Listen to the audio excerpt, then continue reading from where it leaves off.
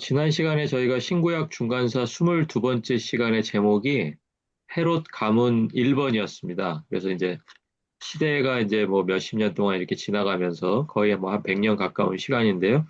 헤롯이라는 집안이 어떻게 해서 등장을 했고, 그리고 어떤 헤롯들이 있었나 이제 그런 이야기들을 저희가 좀 해 보았었는데요.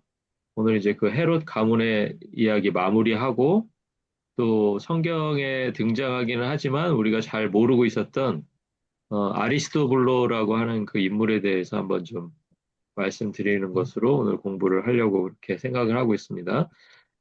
지난 시간에 이제 헤롯 아그리파 1세까지는 저희가 공부를 했습니다. 그리고 이제 바로 그 다음 이어지는 인물이 바로 이제 헤롯 아그리파 2세가 되겠습니다. 1세, 2세 같은 이름을 쓰는 거 보니까 아버지 아들 관계 맞죠?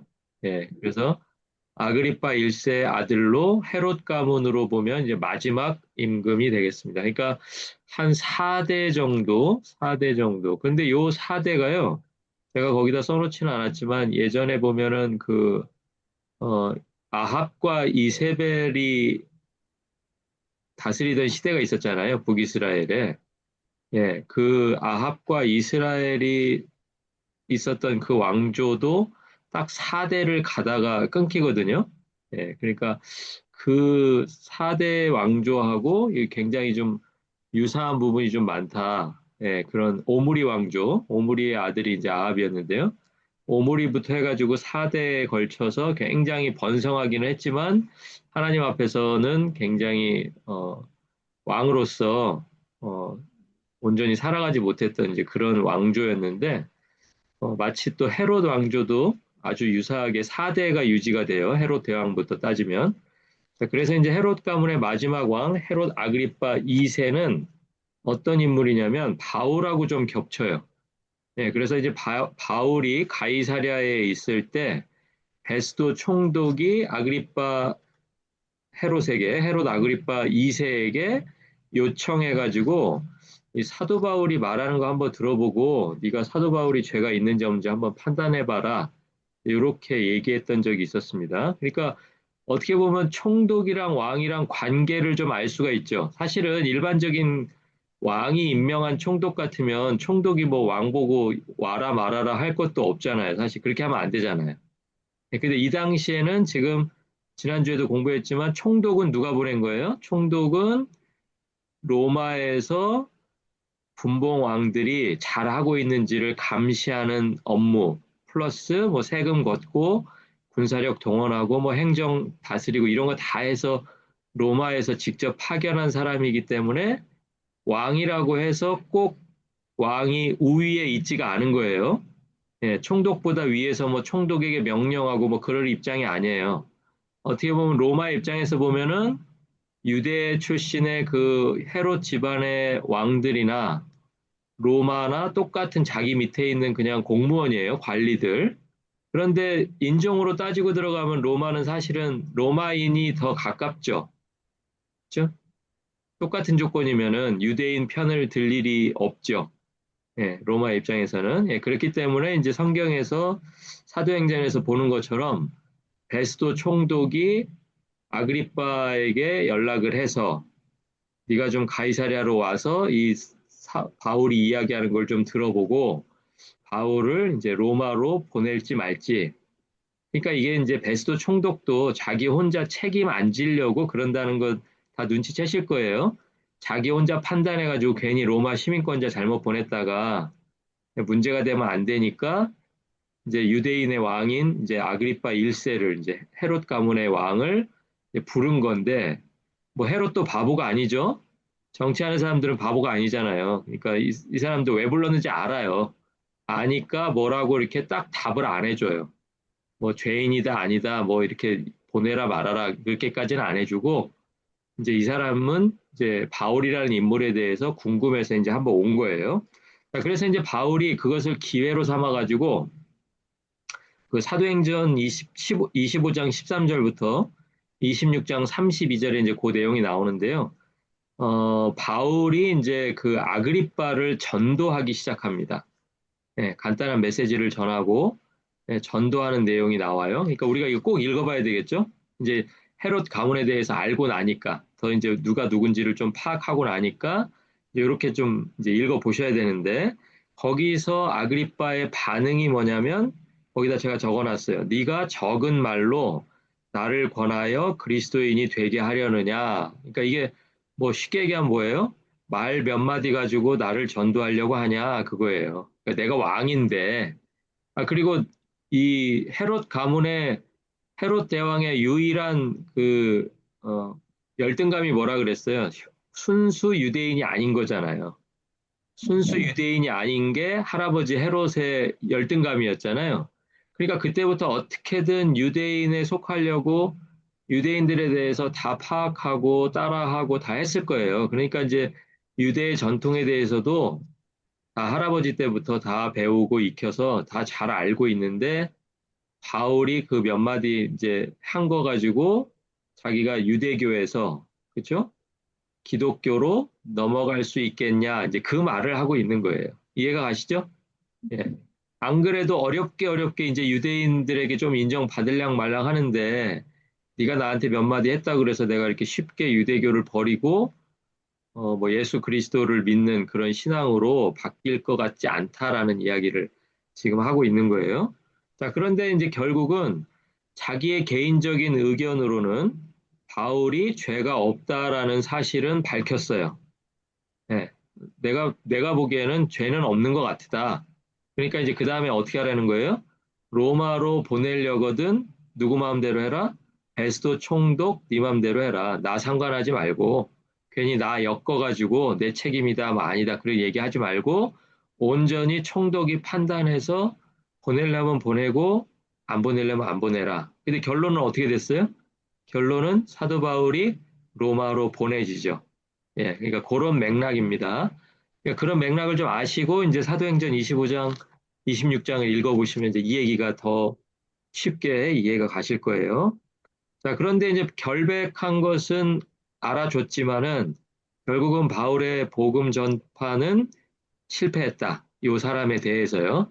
예, 전도하려고 애를 썼지만은 복음은 이제 거부했습니다. 예, 그 이유도 아까 말씀드렸다시피 유대교를 이제 막 이제 다 받아들여서 유대인처럼 유대인들에게 진짜 유대인으로 여겨지기 시작했는데 그 유대교를 버리기가 쉽지 않았던 거예요.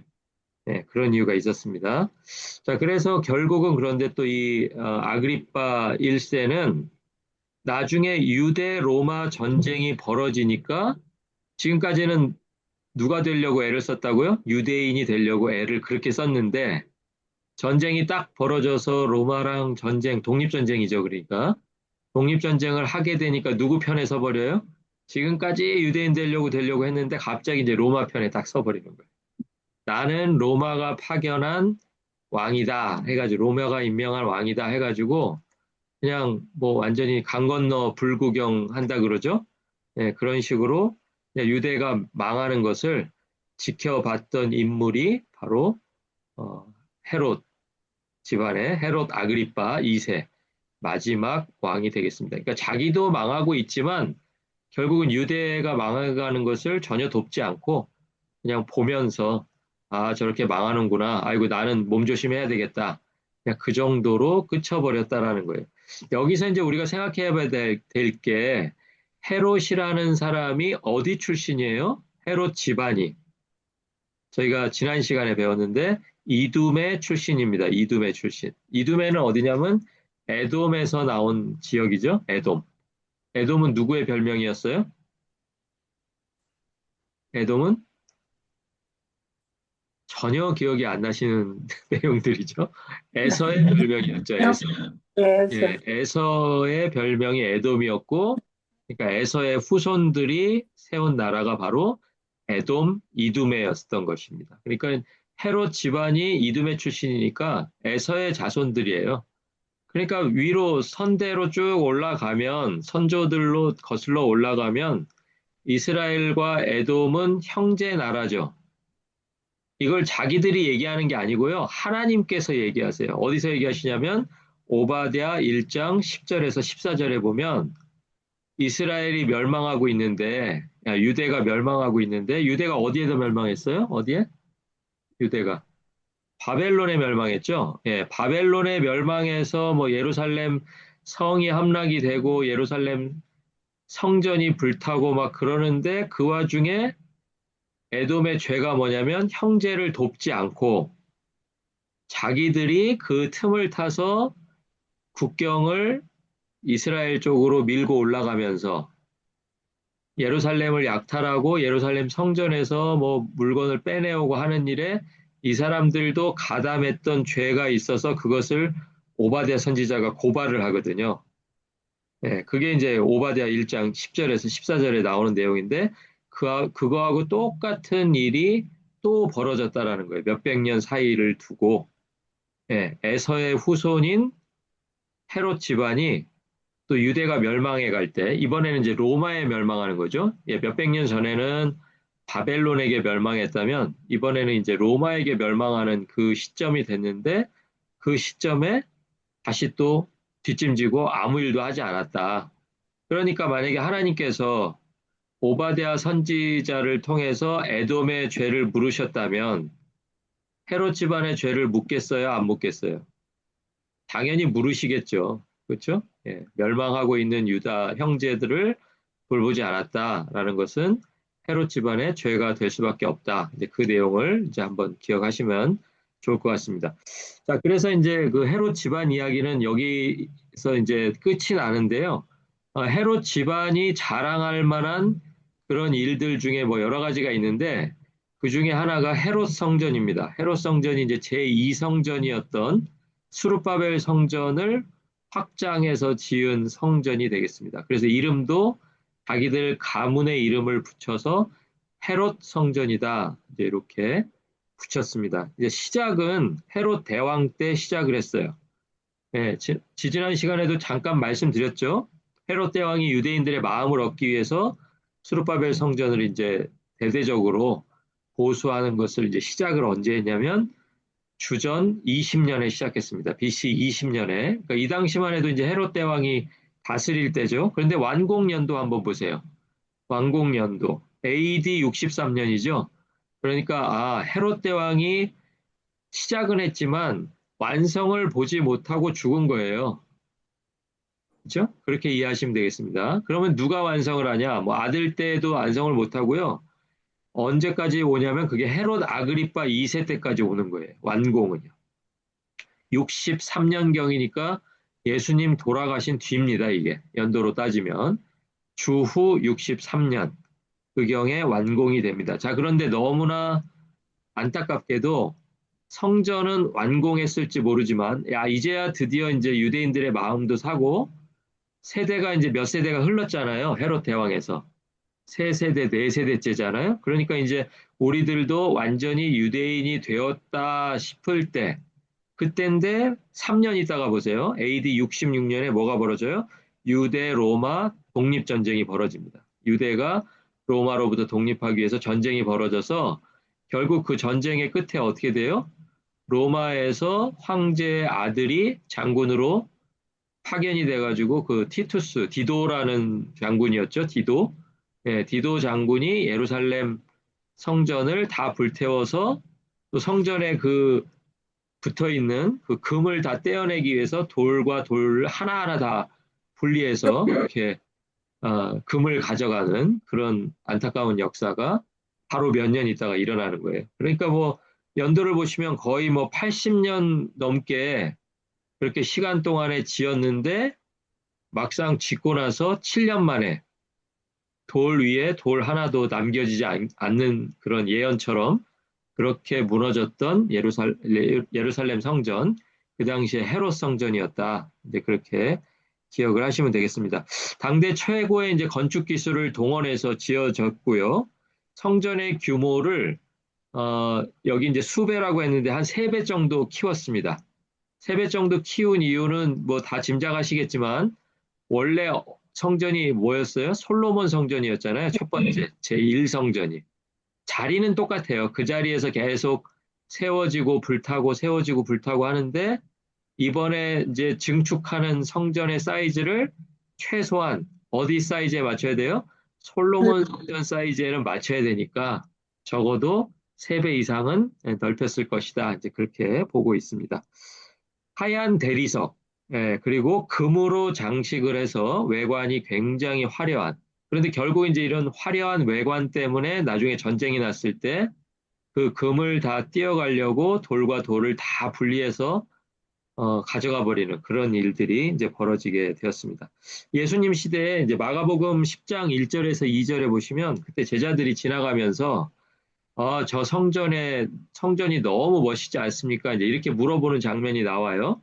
그때 예수님에게 물어봤던 그 제자들이 가리켰던 그 성전, 그 웅장했던 성전이 바로 이 세 번째 성전, 헤롯 성전이 되겠습니다. 그러니까 예수님이 보셨던 그 당시에 아직 완공되지도 않았는데 얼마나 규모가 화려하게 지어졌으면 그 지어져 가는 모습을 보면서도 너무 멋있다. 너무 웅장하다. 이제 그런 반응이 나왔던 것을 우리가 알 수가 있습니다. 자, 그런데 헤롯 성전은 이렇게 크게 지으면서 이전 성전에는 없던 그런 구조를 만들기 시작했습니다. 그게 무슨 얘기냐면 헤롯 성전이 구역을 나눴는데 어떻게 나눴냐면 이방인의 뜰, 여인의 뜰, 유대인의 뜰 이렇게 공간을 나눴다는 거예요. 그러니까 솔로몬 성전 때는 이게 없었어요. 뭐 유대인, 이방인 이런 게 있을 필요가 없었죠. 특히나 뭐 여인의 뜰 이런 게 필요 없죠.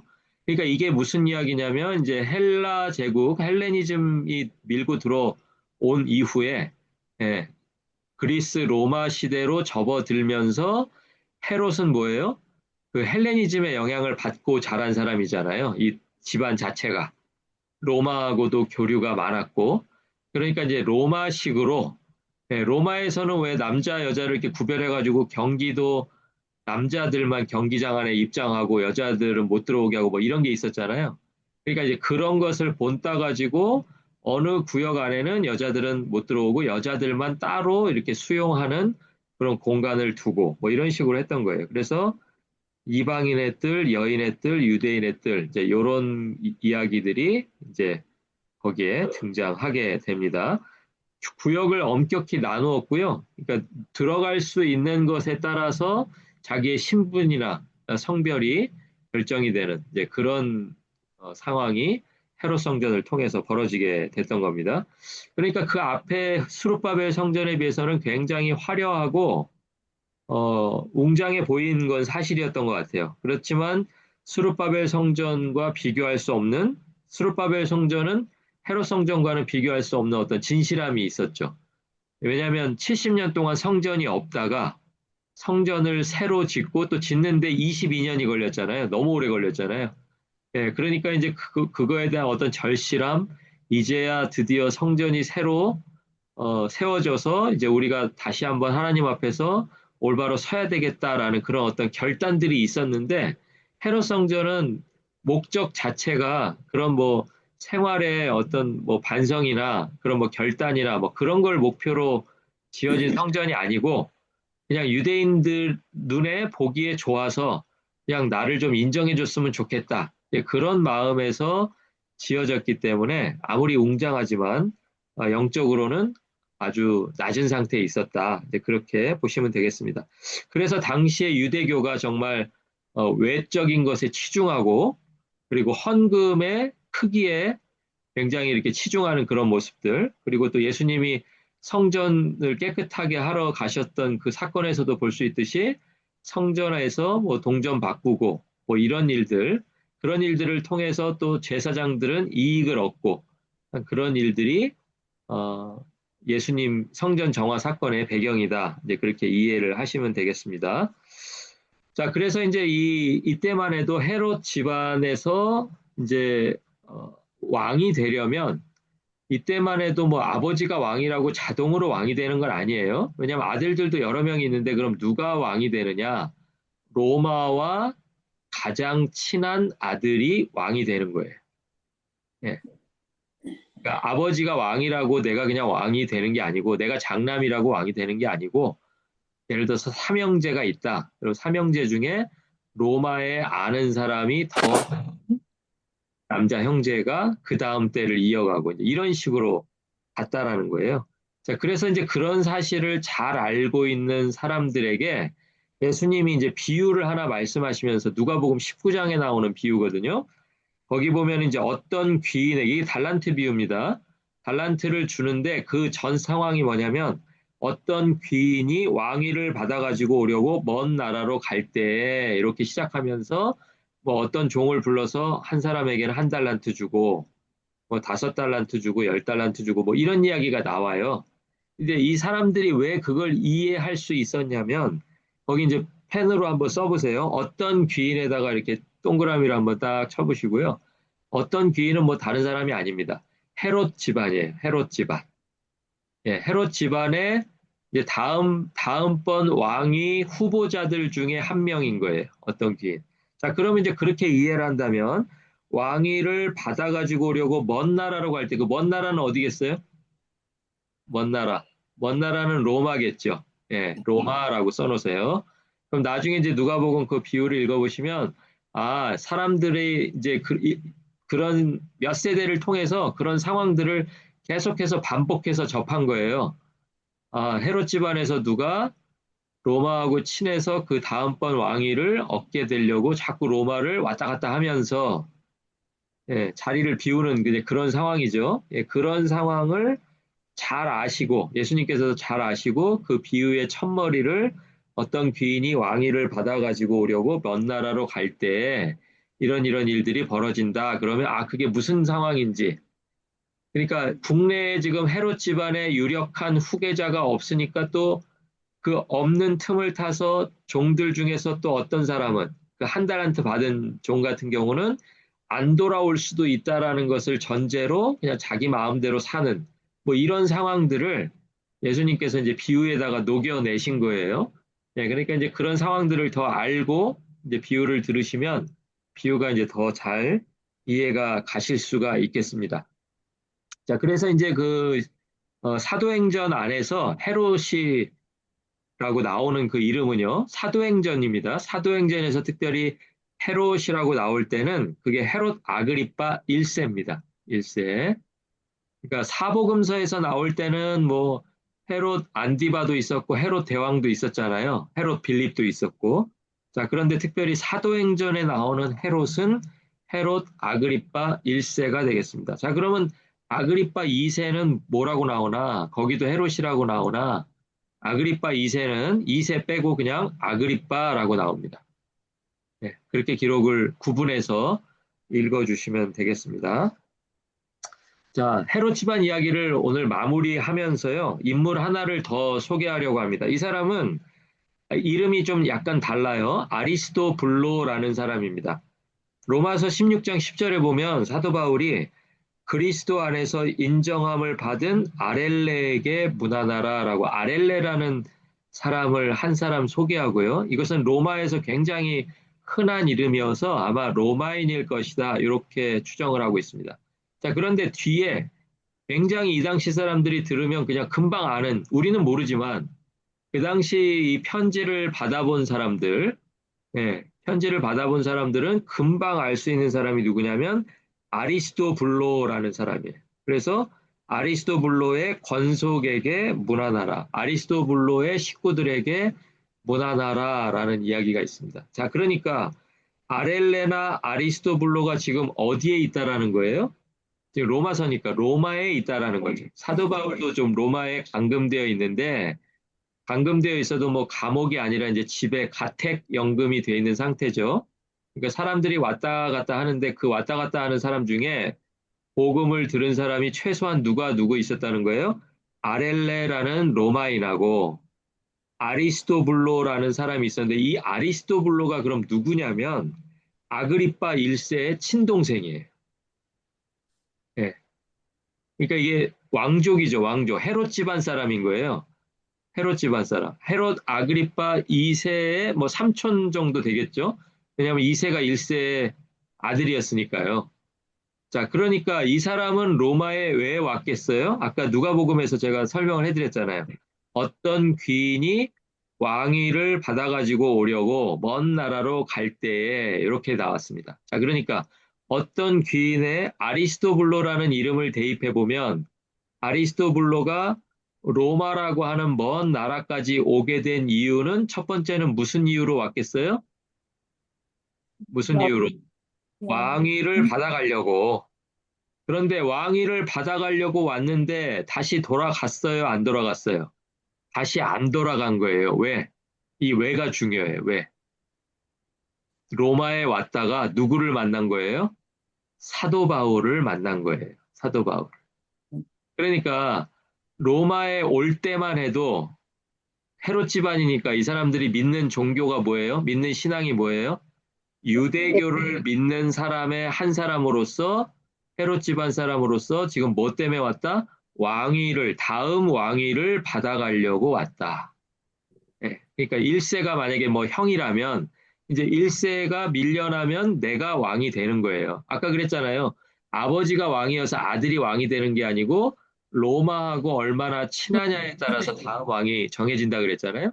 자, 그러니까 다음 왕이 될 유력한 사람이 누구였냐면 아리스토블로라는 사람이었다라는 거예요.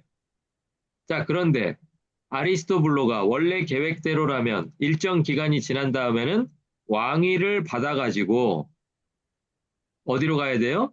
유대 땅으로 가야 될 사람인데 이 사람이 누구를 만났어요? 로마에서 사도 바울을 만나서 그리스도의 복음을 들은 거예요.